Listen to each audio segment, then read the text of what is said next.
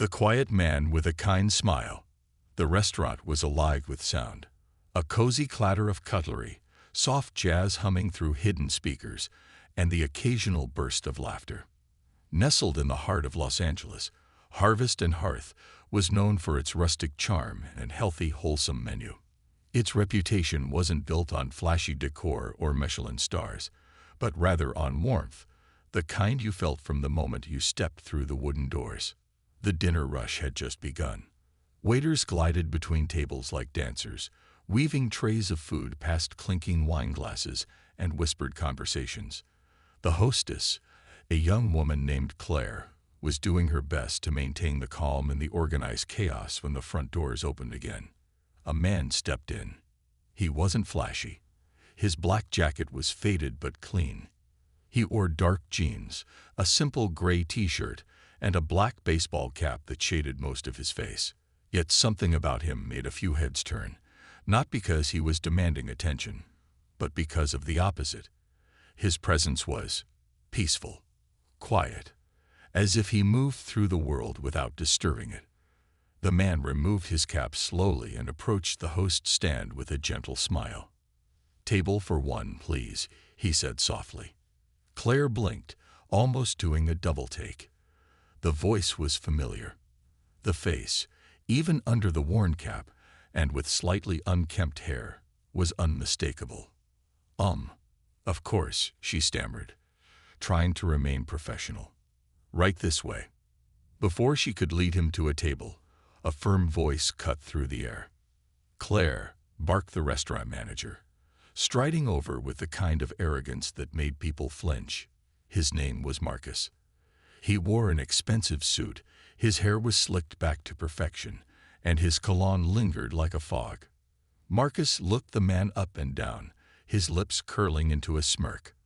"Sorry, sir," he said, stepping between Claire and the guest. "This isn't a soup kitchen. We have standards." Keanu Reeves blinked. He didn't flinch. He didn't retaliate. He simply looked at Marcus with the kind of calm that made most men uncomfortable. "I'd still like a table," Keanu said, his voice gentle. Claire's heart was pounding. She opened her mouth to say something, but Marcus raised a hand to silence her. "We have celebrities come in here all the time," Marcus said, still smirking. "Real ones, not wannabe lookalikes. I know the real Keanu Reeves, and you, my friend, are not him. So unless you're here to wash dishes, I suggest you find another place to eat." Claire's face turned red. She tried to protest. "Marcus, I think he..." Marcus ignored her. "Claire, seat someone who looks like they belong here." Keanu said nothing. He only offered a small nod, as if excusing the man's behavior. "It's okay," he said to Claire. "Don't worry about it." He turned toward the door, placing his cap back on his head, and walked out without a single word of protest. Claire was stunned, not because he left, but because of how gracefully he had done it. There was no anger, no shouting, just grace. Marcus didn't even watch him go. "Honestly," he said, shaking his head. "These people..." Claire stood frozen, staring at the door. She knew, she was certain. That was Keanu Reeves. And Marcus had just thrown him out of a restaurant he didn't even realize Keanu owned. Meanwhile, outside, Keanu Reeves walked to his car parked discreetly down the street. It wasn't a fancy sports car or a limousine, just a simple black Volvo, clean, modest, and reliable. He opened the door, got in, and sat in silence for a moment. He wasn't angry. He had seen far worse in life: rejection, grief, judgment. He had grown used to people underestimating him, misjudging him. Fame never meant immunity from cruelty. If anything, it sometimes invited it. But what Marcus didn't know was that Harvest and Hearth wasn't just a restaurant. It was Keanu's passion project. He had quietly bought the chain 2 years ago, investing in locations that served affordable, fresh meals in warm environments. His goal had always been simple: to create a space where people, no matter who they were, felt welcome. He worked with local farms, hired ex-convicts and struggling artists, and trained his staff with compassion in mind. Most didn't know he owned it. He never demanded recognition. He never even appeared in promotional material. He was just the silent partner. And now, the silence had been broken, not by his hand, but by the ignorance of one man and the bravery of one young employee who dared to see the truth. Inside the restaurant, back inside, Claire stood at the host's stand, still shaken. She couldn't believe what had happened. The rest of the staff didn't seem to notice, swept up in their tasks, but Claire's conscience was on fire. Her gut screamed at her to do something. She didn't care about her job if keeping it meant staying silent. She turned to Marcus. "That was Keanu Reeves," she said boldly. Marcus scoffed. "Please, I've met real stars. That guy looked like he came in off the street." "You threw out the man who owns this restaurant," Claire said, voice rising just enough to draw a few glances from nearby tables. Marcus narrowed his eyes. "Watch your tone, Claire." But it was too late. The spark had lit the fire. The assistant manager, a quiet woman named Natalie, had overheard and approached. "What's going on?" Natalie asked. Claire turned to her. "Marcus just threw out Keanu Reeves." Natalie's eyes widened. "What?" "I'm telling you," Claire insisted. "It was him. I recognized him." Marcus laughed, trying to save face. "Even if it was, who cares? He was dressed like a hobo. You think we're just supposed to give VIP treatment to anyone in a hoodie?" Claire turned to Natalie. "He didn't demand VIP treatment. He asked for a table for one, politely." Natalie was already pulling out her phone. She tapped something quickly and froze. Her eyes slowly widened. "Oh my God," she whispered. "Claire's right. Keanu Reeves owns the parent company, Serenity Ventures." Marcus paled. "What?" Natalie held out the screen, showing the quietly kept press release from 2 years ago. Keanu Reeves had quietly partnered with a nonprofit food initiative to expand a restaurant chain dedicated to inclusion and kindness. Harvest and Hearth was that chain. Marcus backed away a step, looking suddenly queasy. Meanwhile, in a quiet apartment, Keanu Reeves sat at his kitchen table later that night, sipping tea and scrolling through emails. He wasn't a man who held grudges, but he did believe in second chances and quiet justice. He wrote a message to Natalie, the assistant manager, and Claire, the brave host. "Thank you for seeing me," it began. He included a request. Invite him back.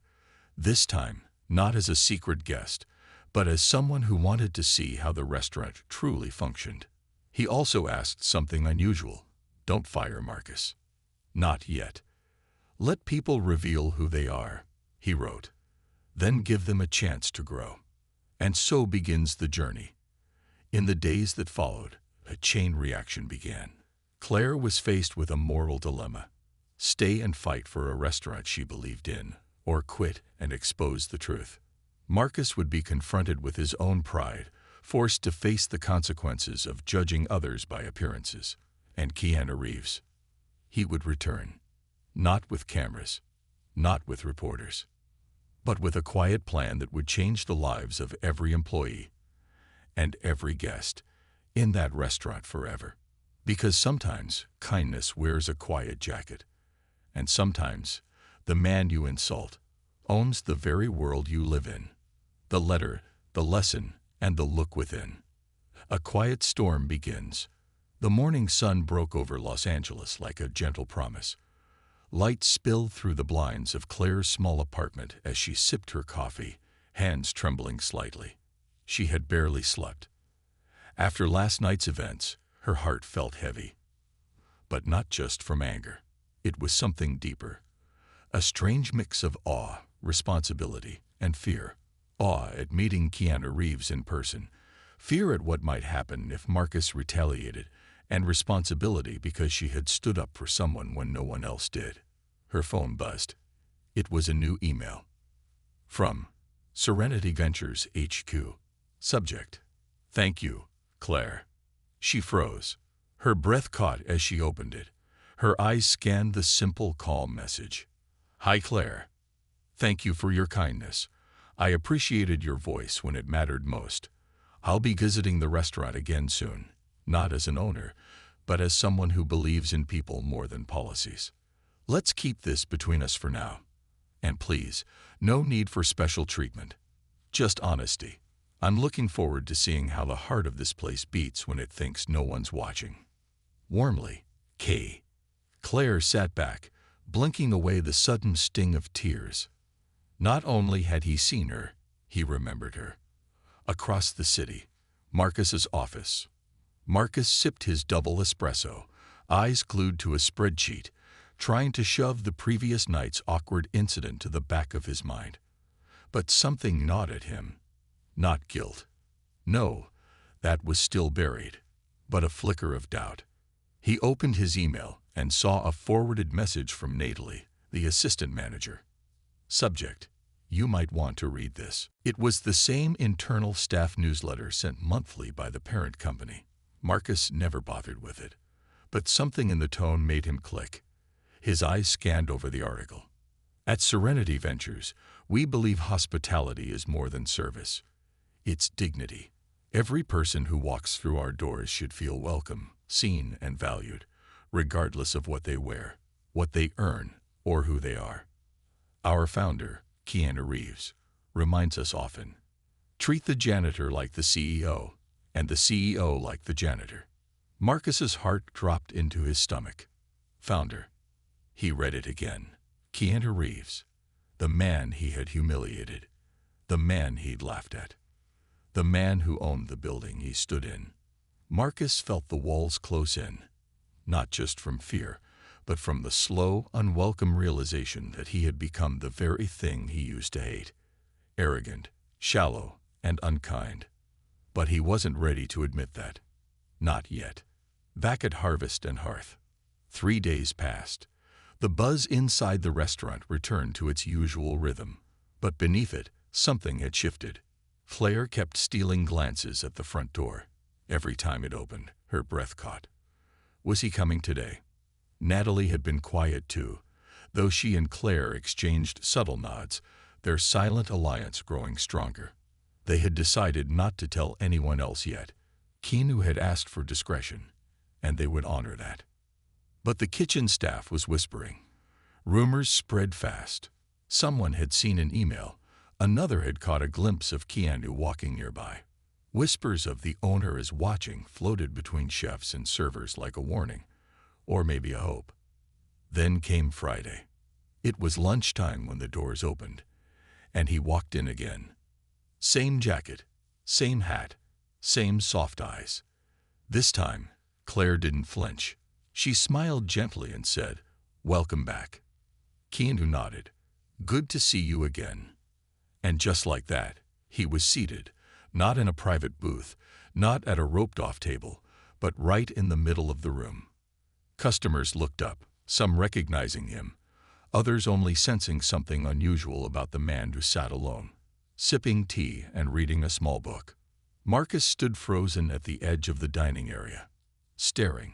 His hands were clenched, his face pale, but he didn't approach. Not yet. Keanu sat in silence for nearly an hour. He didn't order much.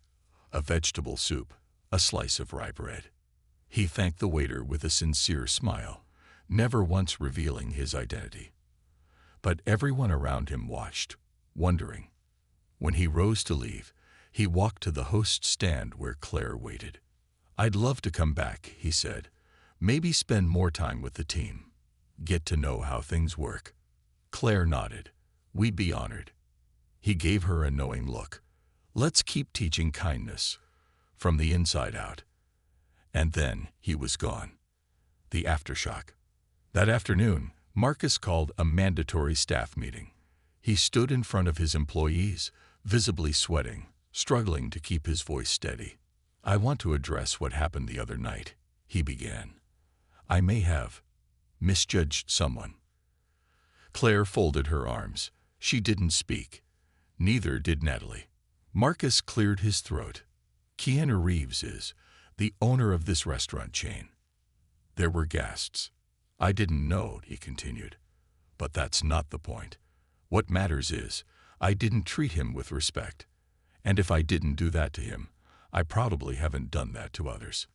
He looked directly at Claire, then down at his shoes. "I want to apologize. Not just to him, but to all of you. I've let the title of manager get to my head. I stopped being a leader and started being a gatekeeper." There was a silence that hung in the air like fog. "I don't expect forgiveness," he added, "but I do want to change. I don't want this place to be just a business. I want it to be what it was meant to be, a place where people feel safe, seen, respected." Claire didn't smile. Not yet. But for the first time, she saw something in Marcus that hadn't been there before. Humility. And that was a start. Later that week, a secret visit. Keanu returned again. This time, he came not to eat, but to work. Dressed in a plain apron and button-down shirt, he slipped into the back and began helping with the dishes. The kitchen staff went silent. The cook, Javier, blinked at him. Are you serious?" Keanu smiled. "I've washed a lot of dishes in my life. Mind if I help?" And he did. For 2 hours, the Hollywood icon scrubbed plates, stacked pans, and helped serve water. Not for attention, not for forgiveness, but for connection. He talked to the dishwasher, who was saving up for his daughter's school. He joked with the line cook, who dreamed of owning her own food truck. He even shared a quiet moment with Marcus, who awkwardly offered him a cup of coffee and a long overdue apology. Keanu listened. He didn't preach. He didn't correct. He simply heard people's stories. And in doing so, he reminded every person there, celebrity or not, that they mattered. The ripple effect. The story didn't hit the news.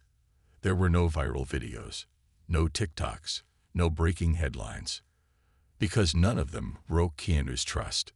But something better happened. The restaurant began to change from within. Staff started helping each other more.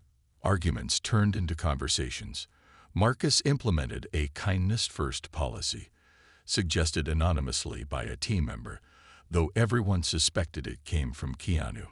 They introduced community meals on Sundays for the homeless. They donated unused food to shelters. They hired a deaf waitress and brought in a translator to train the staff in basic sign language. Harvest and Hearth became a symbol, not just for good food, but for a better way to live. And quietly, behind the scenes, Keanu continued to drop by. Sometimes he worked. Sometimes he ate. Sometimes he just listened.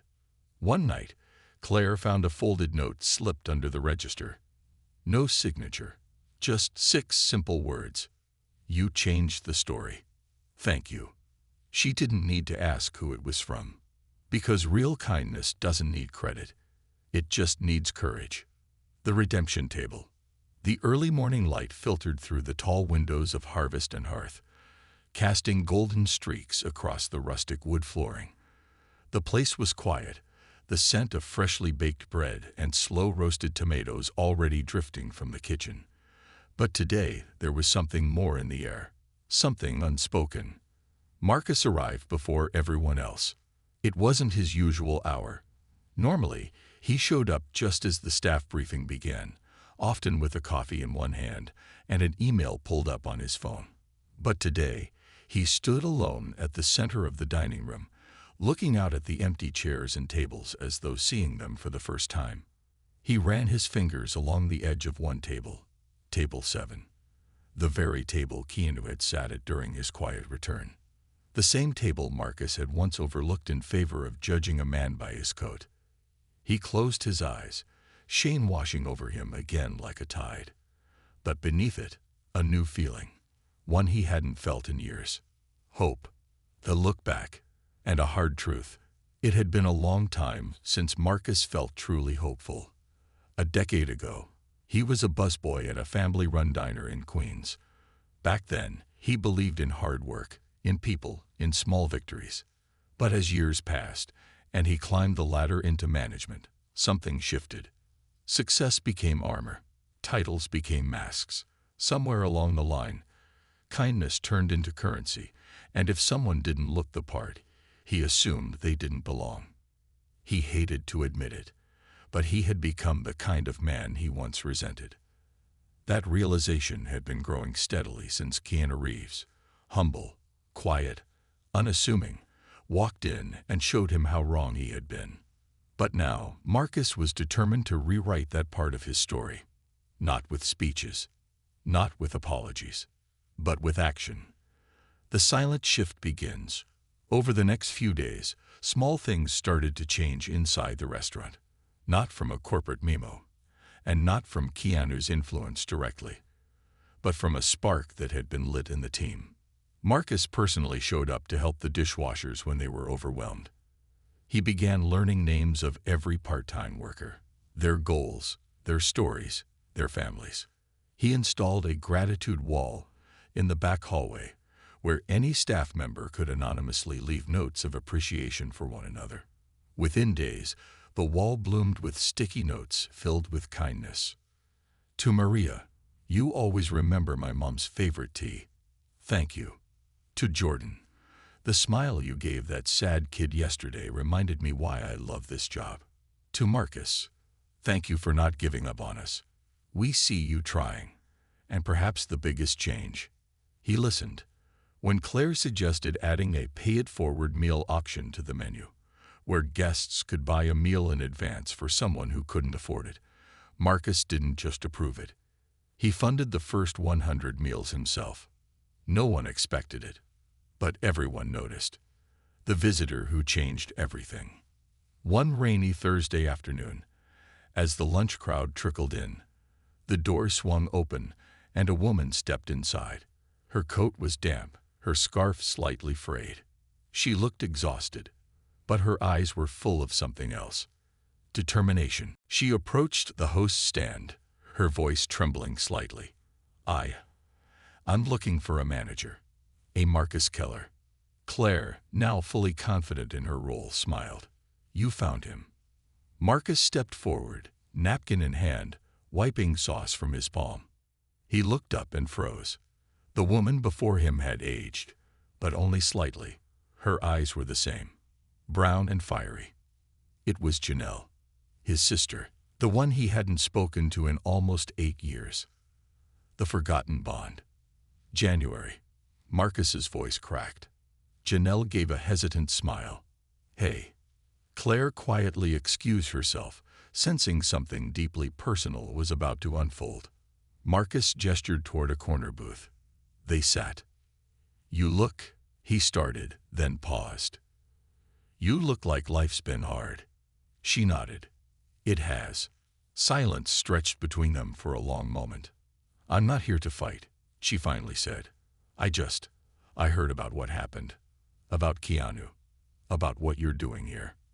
Marcus blinked. How did you? I read an anonymous blog post, she said with a smile. From someone named C, who works here. Claire. Janelle continued. It talked about how a man who used to be proud and cold was learning to listen again, learning to care again. Tears filled Marcus's eyes. I didn't know how to come back to you. She reached across the table. You just did. They sat there for nearly an hour, rebuilding the first pieces of a shattered relationship, over soup, bread, and memories of a childhood they thought they'd lost. Behind the scenes, Keanu's quiet return. That same evening, Keanu returned once more, not through the front, but the back door. He wore a chef's apron and carried a box of ingredients from a local garden. Thought we could try something new on the menu, he said, placing a bundle of fresh herbs on the counter. Javier grinned. You just want an excuse to cook with us. Keanu shrugged. Maybe. That night, he helped prepare a special dish, a humble barley stew inspired by a recipe from his late mother. As the pot simmered, he told stories, not about Hollywood, not about fame, but about his childhood, growing up with little, learning to be gentle in a world that could be cruel, and how sometimes a simple meal could be the difference between despair and hope. The staff listened in silence, moved not by who he was, but by how he made them feel. Seen, heard, respected. A meal for the soul. That night, Keanu sat down in the dining room once more, but this time, he wasn't alone. Marcus joined him. So did Claire, Natalie, Javier, and even the young dishwasher who had once been too shy to say a word. They didn't talk about what had happened. They talked about what could be. Keanu raised his glass of water to second chances and the people brave enough to believe in them. Glasses clinked. Laughter echoed. The scent of stew filled the room like a warm blanket. And in that moment, it was clear. This wasn't just a restaurant anymore. It was a place of healing, of transformation, of quiet revolutions born from kindness. A note in the ledger. Later that week, Marcus found a sticky note inside the accounting ledger. It wasn't signed. It read, "Real success is feeding the soul. You're doing it now. Keep going." Tucked underneath the note was a donation receipt. Keanu had anonymously covered a month's worth of free community meals. Marcus didn't cry, but he smiled. And that smile, soft, real, unguarded, was the most honest thing he had worn in years. As the sun set behind the LA skyline, casting amber light across the windows of Harvest and Hearth, the restaurant glowed not from candles or bulbs, but from the people inside it. People who had been broken. People who had hurt and healed. People who learned that sometimes the most powerful change doesn't come from a viral moment, but from a single table, a shared meal, and a second chance. The proposal that changed everything. The wind carried the scent of spring through Los Angeles as blossoms bloomed along the sidewalks and cafes opened their patios to the sun. At Harvest and Hearth, a warm breeze flowed through the open doors as laughter echoed from the kitchen, and a light clatter of plates danced with the soft indie music playing overhead. But this morning felt different. There was something in the air, like a page about to turn. Claire stood behind the host's stand, flipping through the reservation book, while Javier prepped fresh herbs in the kitchen. Marcus was already in his office, reviewing the new kindness bonus program he had developed with Natalie to reward staff for small, quiet acts of empathy throughout the month. The once fractured team now moved in sync, connected not by rules, but by purpose. Then, just before opening, he walked in again. Keanu. But today, he wasn't alone.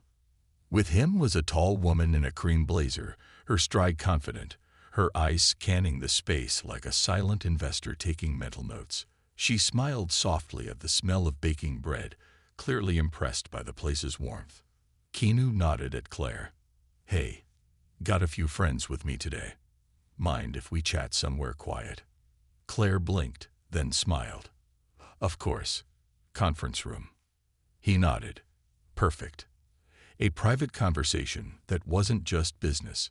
Inside the small staff meeting room, Keanu placed a slim folder on the table.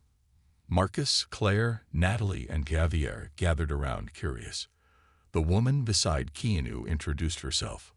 "Hi, I'm Amelia Hart. I run Serenity Impact, a branch of Serenity Ventures. We handle community partnerships and creative expansion projects." "Expansion?" Marcus asked, brows raised. Keanu smiled. "You all remember why I started Harvest and Hearth, right?" Claire nodded. "To build places where people feel welcome, where kindness comes first." "Exactly," Keanu said. "Places where food becomes more than just something you eat. It becomes a way to connect." He leaned forward. "Now I want to take it further. The vision." Keanu opened the folder and slid several documents across the table. On them were designs, blueprints, a new brand logo with the words, "The Hearth Project," a community table in every city. Amelia explained, "We're launching 10 new locations. Each one will serve 3 purposes: a restaurant, a learning space, and a community kitchen." Claire's eyes widened. "Learning space." Keanu nodded. "We'll teach people, not just culinary skills, but emotional intelligence, empathy, conflict resolution, mindfulness, real tools for life. And the community kitchen, Natalie asked, open after hours for those in need. Anyone can come in for a warm meal, no questions asked.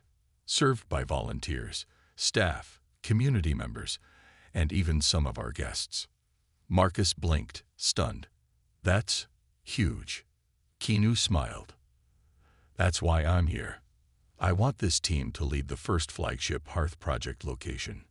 Everyone went quiet. Claire looked at Marcus. Natalie stared at Javier. Javier just dropped his spatula. You want us? Marcus said softly. You earned it, Keanu replied. Not because you're perfect, but because you've grown. And because this place became a living example of what kindness can do when it's given the space to breathe. The team's inner conflict. As the initial excitement settled, doubts crept in. Can we really do this? Claire whispered to Natalie later that day. We're not experts. We're just people. Natalie responded, exactly. And that's what makes this real. It's not about fancy degrees. It's about heart. Marcus, on the other hand, found himself pacing in his office. His hands trembled slightly. Leading a restaurant was one thing. But this, a full community hub, mentorship, national attention. Was he ready? A knock interrupted his thoughts. It was Keanu. Marcus straightened, embarrassed. Sorry, I'm just trying to wrap my head around all of this. Keanu sat across from him, folding his hands. You're scared.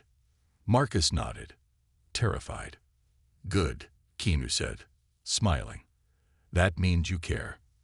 Marcus looked up, eyes searching. Why us? Why not just bring in a polished corporate team? Keanu paused, then spoke slowly. Because polished doesn't always mean purposeful. You made mistakes. You grew. You chose humility. That kind of leadership can't be taught in boardrooms. He stood and placed a hand on Marcus's shoulder.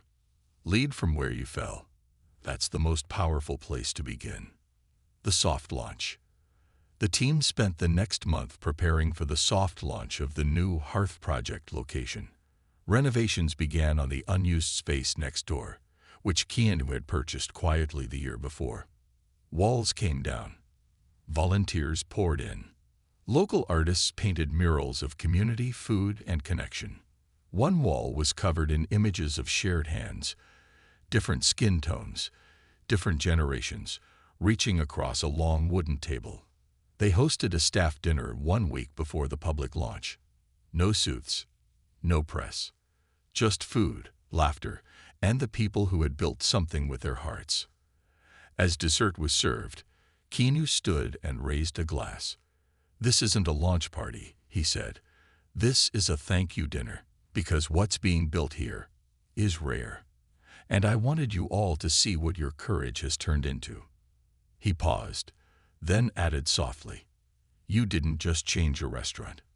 You changed each other. And through that, you'll change the world.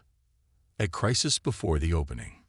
2 nights before the grand opening, a pipe burst in the kitchen. Water flooded the pantry. Panic set in. Everything's ruined, Javier said, looking at the soaked shelves. We can't cook. Not like this. The staff began to scatter in chaos. Phones ringing, towels grabbing, staff yelling. Then Claire stood on a chair and shouted, everyone, stop. Silence. We've faced worse than this. Let's do what we do best. Work together. Inspired, Marcus called local restaurant owners for temporary equipment. Natalie organized a crew to dry and clean everything within hours. And Keanu. He showed up with a food truck, parked outside, and said, we're not canceling. We're adapting. The grand opening happened outside, under string lights, with music playing from a Bluetooth speaker and guests sitting at fold-out tables with paper plates. And it was perfect, because it wasn't about the building. It was about the spirit. A surprise guest. As the crowd dined under the stars, a woman approached Claire. She wore a faded jacket, her hands wrinkled from years of labor. She looked around as if unsure she belonged. Claire smiled and said, "You're welcome here." The woman hesitated. "I don't have anything." Claire held out a plate. "That's okay. We have enough for everyone." Tears filled the woman's eyes. "I used to work for a restaurant chain, got laid off. My daughter told me about this place, said it was started by a movie star who actually cared." Claire smiled. "He does." Later, Claire told Keanu about the woman. He quietly walked over and introduced himself. They sat and talked for half an hour. No cameras, no speeches, just two people sharing stories. Strangers turned friends over a simple plate of stew. As the night wound down and the final candles flickered, Claire walked through the new space, the Hearth Project's first home. She touched the new walls, saw the hand-painted messages of hope, and smiled. This wasn't a restaurant anymore. It was a movement. It was built by second chances, held together by small acts of courage, and lit from within by the quiet fire of kindness. And at the heart of it all was a man in a worn jacket, who never needed to be seen, to make the world feel visible. A table for everyone. The doors of the Hearth Project's flagship location opened each morning with a kind of reverence, not because of its polished floorboards or handcrafted furniture, but because of the invisible energy inside. People didn't just come for food anymore. They came for something deeper. Belonging. The word had been painted in dozens of languages across the back wall by volunteers from different neighborhoods. Underneath it, a hand-carved plaque read, "Come as you are. Leave as family." It had been Claire's idea. And now, it was more than a motto. It was the lifeblood of a movement. The morning rush, but not as you'd expect. Unlike most busy cafes or restaurants, the morning shift at the Hearth Project didn't start with shouting, drop dishes, or stress. Instead, it began with a moment of silence. 30 seconds where every employee, from the dishwasher to the manager, closed their eyes. Not for prayer, not for performance, but for presence. Marcus, now transformed from once arrogant boss to humble leader, had implemented what Keanu called the pause. Just 30 seconds to breathe before the world rushed in. It changed everything. On this particular morning, the room buzzed with anticipation. A school group was coming in. 50 kids from an underfunded neighborhood school were on their way, for what they thought was just a meal. They had no idea what was waiting for them. The kids who needed more than lunch. The children arrived in mismatched clothes and second-hand shoes. Some were loud, trying to be brave. Others were silent, hiding sadness behind quiet eyes. They were met not by security guards or cafeteria trays, but by staff who knelt to their eye level, smiling, offering handshakes, and calling them guests. Each child was given a menu card with choices like Hope Pancakes, Bravery Scramble, Kindness Toast, Courage Fruit Smoothie. The names were silly, playful, but beneath them were real meals, warm, nutritious, prepared with love. Claire leaned over to one shy girl, around 9 years old, who hadn't spoken a word since she arrived. "Which one sounds good?" she asked gently. The girl pointed at the Bravery Scramble, then whispered, "Is it really free?" Claire nodded. "All of it. You don't owe us anything. Except maybe a smile if you have one." The girl's lips curled slowly, revealing that tiny grin. One meal, one life at a time. As the children ate, they were invited to the community table, a long wooden bench where guests from all walks of life sat side by side. There, a formerly homeless artist painted portraits of each child for free. Javier gave mini cooking lessons in the back kitchen, where a few kids got to crack eggs and stir batter. One little boy squealed with joy as his pancake flipped perfectly on the first try. "This place is like magic," he told Claire. She smiled. "No, sweetheart. It's just made with love." A guest who didn't plan to stay. Later that week, a man entered the Hearth Project with sunken eyes, a 3-day beard, and trembling hands. He didn't ask for food. He just stood near the door, hesitant, watching. Marcus noticed immediately, not as a manager, but as a man who had once been broken too. He approached the stranger gently. "You hungry?" The man hesitated. I don't want to take from someone who needs it more." Marcus led him to a seat. "Then don't take. Share a meal with us. That's all." The man's name was Eli. He was a veteran who had lost his job, then his home, then his hope. He had been walking for miles, unsure why he stopped here. By the end of the meal, he was crying softly, not because of the food, but because no one had looked away from him. That night, Keanu sat across from Eli, not as a celebrity, but as a friend. They talked for hours, about the war, the pain of losing purpose, the ache of loneliness. And at the end, Keanu said something simple. "You're not invisible here. You never were." The next week, Eli returned, not as a guest, but as a volunteer. The ripple begins to spread. Word about the Hearth Project began to spread, but not because of marketing. It spread because of stories. A teenager who once stole to survive now helped organize the donation pantry. A woman who was laid off started a community garden behind the building, using her grandmother's seeds from another country. Even the food truck Keanu had used during the kitchen flood was now being driven into underserved neighborhoods, serving free soup and bread with a side of music and laughter. Marcus was invited to speak at a community conference. He was nervous, but when he walked onto that stage, he didn't talk about business metrics. He talked about the day he judged a man for his jacket, and how that moment rewrote his life. The audience didn't just clap. Many stood in silence, tears in their eyes. Letters began to arrive. Soon, letters started arriving in brown envelopes and emails from all over the country. "Your story reminded me of who I used to be. I cried watching how your team welcomed people like me. I didn't think places like that existed. Please tell Keanu thank you. But more importantly, thank your staff. They gave me hope again." One letter came from a prison inmate who had seen the Hearth Project featured in a small nonprofit newsletter. He wrote, "I've been in here 11 years. I made mistakes, big ones. But if I ever get out, I want to be part of something like what you're building. I want to matter again." Claire read that one aloud to the team during their closing shift. The kitchen went silent.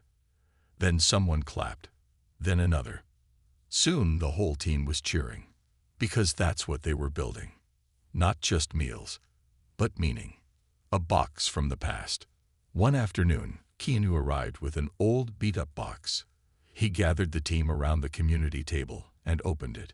Inside were dozens of old photos, pictures of him working at restaurants in his 20s, before the fame, wearing aprons, holding trays, laughing with customers.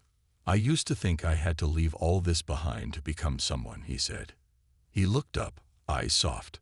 "But I think I had it backwards. I had to become someone, so I could come back to this, with the right heart." He handed the box to Claire. "I want this to stay here.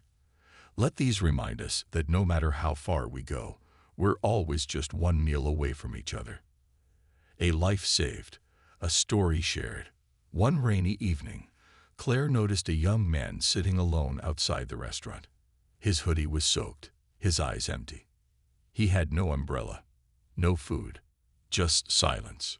She stepped outside, sat next to him, and asked gently, "Are you okay?"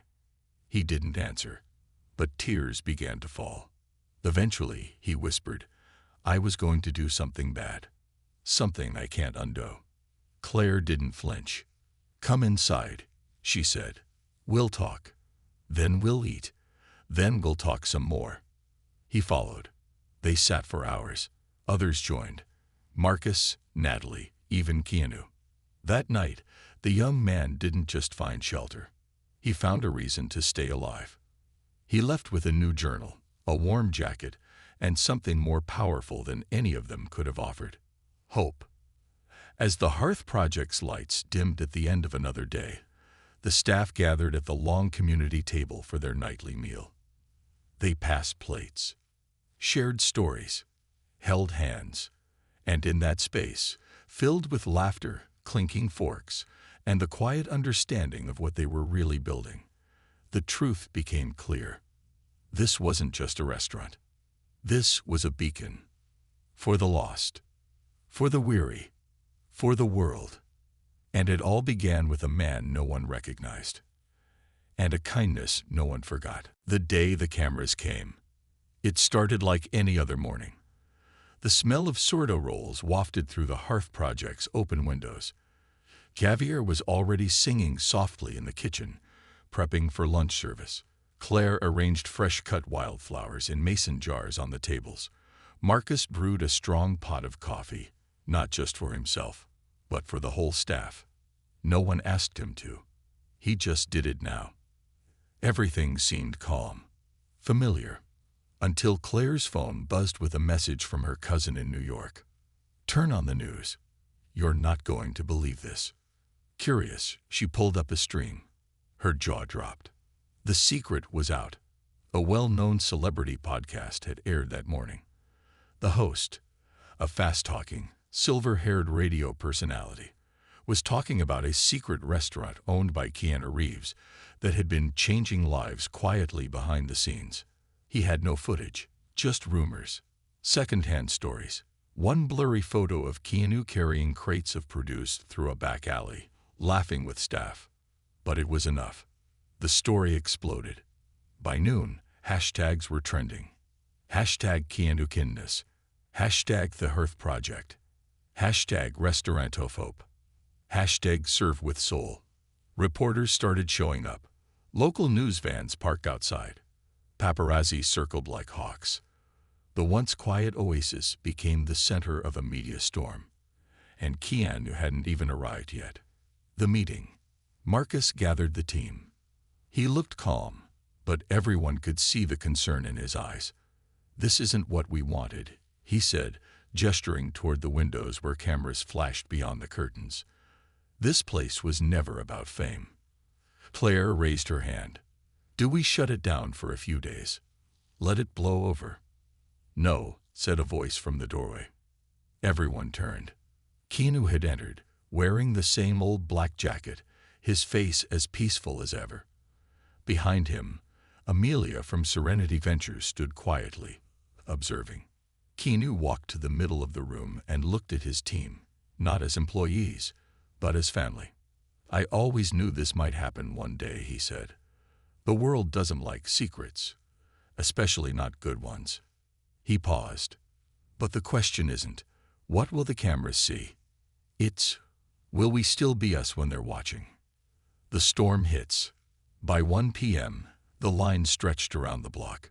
Some came for selfies, others for curiosity. A few genuinely wanted to feel the magic they'd heard about. Inside, the team stuck to what they knew. Claire welcomed each guest with the same kindness she offered strangers in need. Marcus ran the floor like a conductor, keeping things flowing with warmth and presence. Javier cooked each dish like he was feeding his own grandmother. Natalie comforted a young single mom who had shown up overwhelmed and embarrassed, helping her to a free meal with dignity intact. But pressure mounted. Cameras followed servers. Guests live-streamed their food. Influencers whispered things like, "Where's Keanu? Isn't he supposed to be here?" Keanu watched from a quiet corner table. He didn't hide, but he didn't perform either.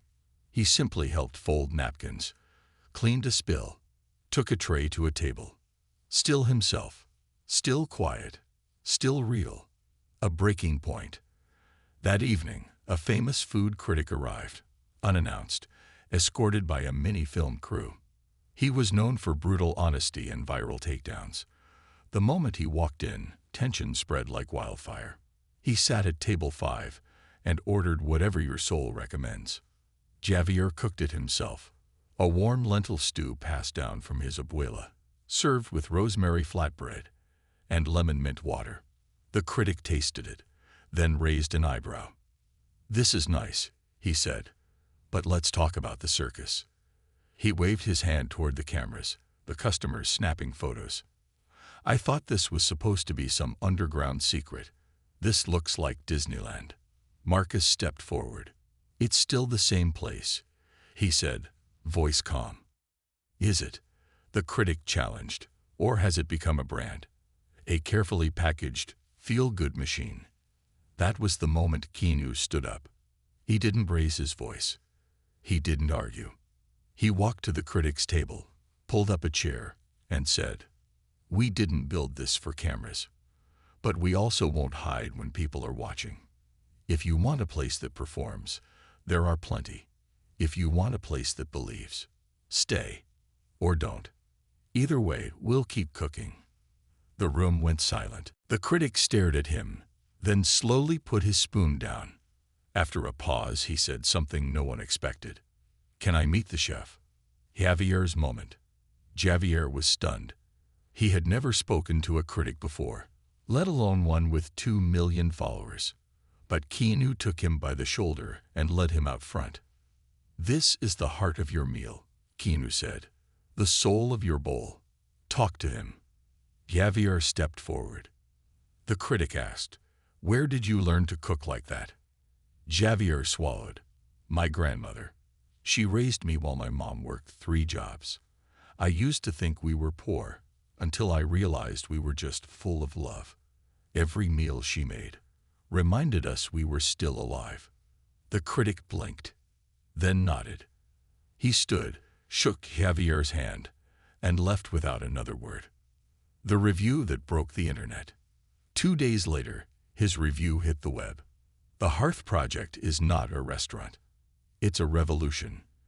In a city obsessed with image, I found a place obsessed with heart, where the soup tastes like forgiveness and the bread carries stories, where a Hollywood actor scrubs dishes without fanfare, and where a teen once fractured by ego now serves wholeness with every plate. I came to expose a trend. I left with tears in my eyes." It went viral in hours. But something even more beautiful happened. People didn't just share the review. They showed up. Not just in person, but in spirit. 1,000 acts of kindness. A trucker in Oregon paid for 200 meals anonymously. A high school class in Detroit raised money to send jackets for guests who came without warm clothes. A child in India painted a picture of Keanu's kitchen and mailed it to the restaurant. The Hearth Project became more than a place. It became a movement of kindness across borders, languages, and screens. But through it all, the team kept asking one question: are we still us? And the answer, again and again, was yes. Because they remembered what Claire once said during the very first staff dinner. "We don't serve food here. We serve people. And sometimes people just need to be seen." One night, long after the guests had gone and the cameras had disappeared, the staff sat around the community table with only candlelight and leftovers between them. Keanu looked around. At Marcus, once a man of pride, now humbled by purpose. At Claire, whose voice had changed the story before it even began. At Javier, whose meals were now healing the world.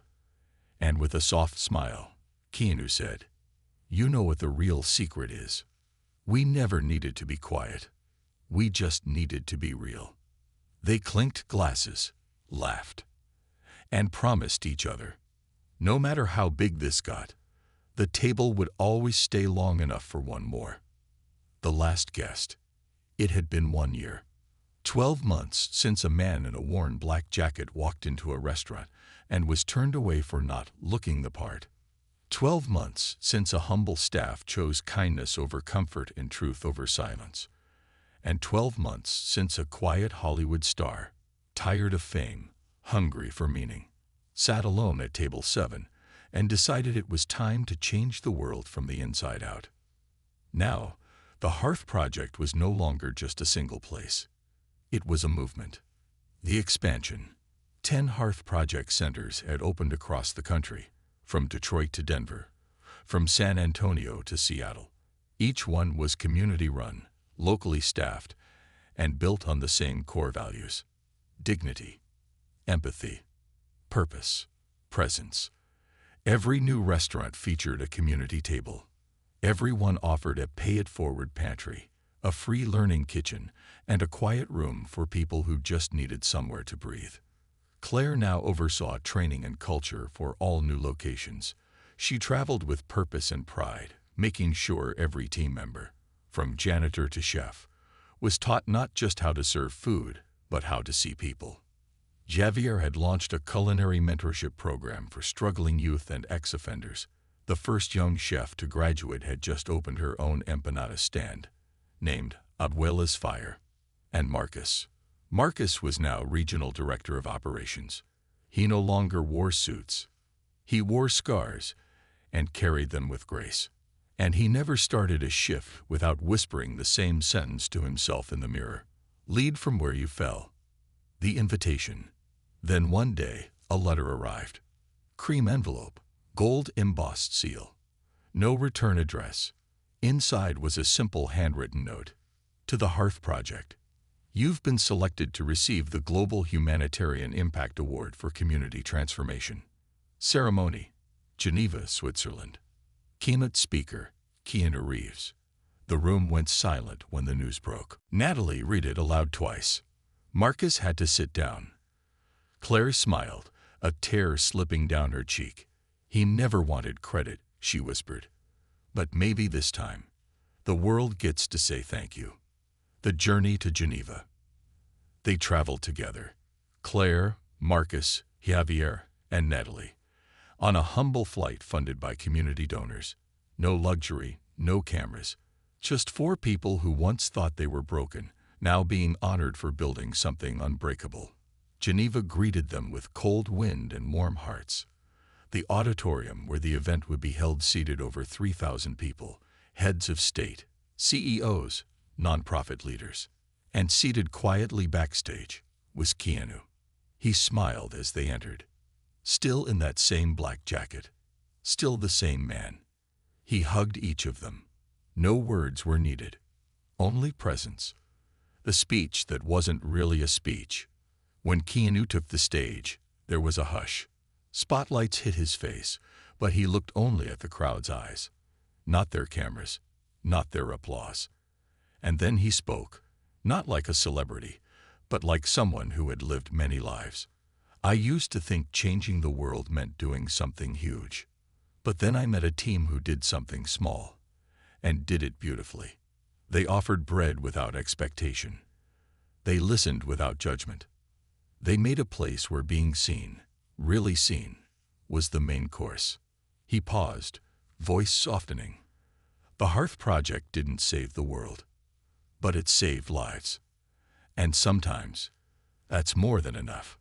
The standing ovation lasted 5 full minutes. Keanu simply bowed once and walked off stage. The night before the goodbye. That night, back at the hotel, the team sat together in the rooftop lounge. Stars above, tea in hand, silence between them. Then Keanu said something no one expected. I'm stepping away. Claire blinked. From the project. He nodded. From being the face of it. From guiding it. Marcus leaned forward. Why? Keanu smiled. Because it doesn't need me anymore. It never did, really. You made it real. You gave it heart. And if I stay too long, it becomes about me again. And it was never supposed to be. Javier's voice cracked. But you started it. Keanu shook his head. No, I just lit a match. You built the fire. The final gift. The next morning, Keanu left early. No fanfare. No farewell speech. But on the lobby table, he left behind a simple wooden box. Inside were 7 small objects. A handwritten journal filled with stories of the first Hearth location. A faded photo of the original team, mid-laughter. A napkin with a child's crayon drawing of the community table. A recipe card from Javier's grandmother. A laminated printout of Claire's very first welcome menu. A copy of Marcus's apology speech, written in pen on wrinkled paper. And a stone, smooth, hand-carved, etched with one word. Begin. Underneath them all, a single note. The world will always need more tables. When you're ready, set another. K. The new chapter. 3 months later, the Hearth Project launched its first international location, a small cafe in rural Nipple, run by a local team trained remotely by Claire and Javier. Then came one in Cairo. Then Buenos Aires. And the original Hearth location. Still there. Still full. Still warm. Still led by people who had no interest in being legends, only in being human. Every so often, a quiet man in a baseball cap would stop by, order soup, leave without a word. They didn't need to ask if it was him. They knew. And every time he left, someone always found a note tucked under a plate or a napkin. Thank you for keeping the fire lit. On the anniversary of the original story, the day Marcus had once sent Keanu away, they held a special dinner. No speeches. Just one long table stretched down the street outside the restaurant. Anyone could sit. Everyone was served, rich or poor, young or old. From the CEO in a three-piece suit to the man who slept in the alley nearby. They all ate as equals. Because kindness doesn't care who you are, it just asks that you show up. He walked in alone and left behind a family. He said nothing loud, but his silence spoke everything. This isn't a story about a celebrity. It's a story about all of us. About what happens when we stop performing and start serving. When we stop looking down and start seeing. Because in the end, the world won't be saved by grand gestures. It'll be saved by long tables, warm soup, and people who choose love over everything else.